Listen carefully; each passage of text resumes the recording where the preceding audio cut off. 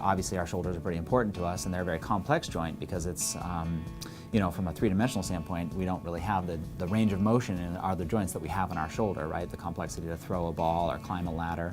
You've got this group of 4 muscles that sit over the top of the ball and socket joint that make up the rotator cuff, and each of those 4 muscles in isolation power the shoulder. They help to sort of lift the shoulder and rotate the shoulder. Working together, they're important for the stability of the shoulder. They sort of compress and provide stable base for the shoulder to function off of.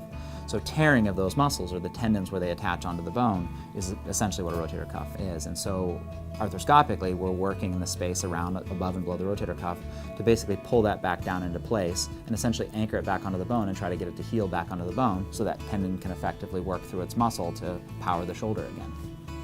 It's probably one of the most challenging recoveries, and in some ways one of the most painful operations. Despite doing this through 3 or 4 little poke holes around the shoulder and this fiber optic camera, we're looking at realistically a 4 to 6 month recovery in most people, and I also counsel people that it's probably a year or more for them to continue to improve and build strength and certainly endurance in the shoulder. But for the most part, it's an incredibly satisfying and incredibly kind of rewarding operation for most people when they're really ready for it.